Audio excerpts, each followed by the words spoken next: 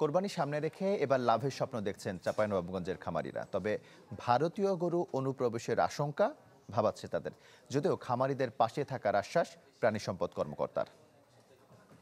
নগদ পেমেন্টে 500 টাকা পর্যন্ত ক্যাশব্যাক আর লেনদেনে প্রতিদিন ডিপ ফ্রিজ এবং ঘন্টায় ঘন্টায় এসি টিভি সহ দারুণ সব গিফট।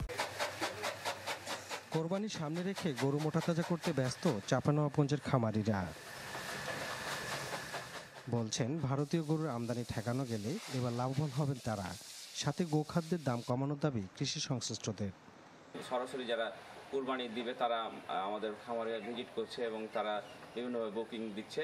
সরকার জেনে ইটালিয়ে ব্যবস্থা নেয় যেন সরকার না ইন্ডিয়ান গরু যেন বাংলাদেশে না ঢোকে। খাবারের দামটা বেশি, এই গরুর খাবারের দামটা যদি আমরা নিয়ন্ত্রণে আনতে পারি এবং সরকার যদি কিছু ভর্তুকি দেন এবং খামার ব্যবস্থাপনাটা যদি একটু ভালো করা হয়, তাহলে হয়তো এই খাতটা থেকে আমরা আরও ভালো কিছু আশা করতে পারি।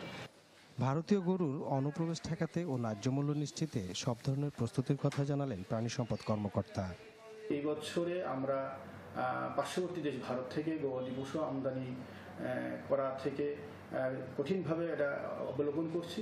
সেই ক্ষেত্রে তারা একটা যৌক্তিক মূল্য পেয়ে তাদের বিগত দিনের যে হ্রাস টাকা পাচ্ছিল সেটাকে তারা পুষিয়ে নিতে পারে।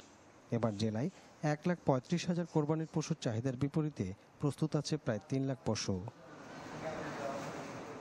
আনোয়ার হোসেন, চ্যানেল 24, চাঁপাইনবাবগঞ্জ।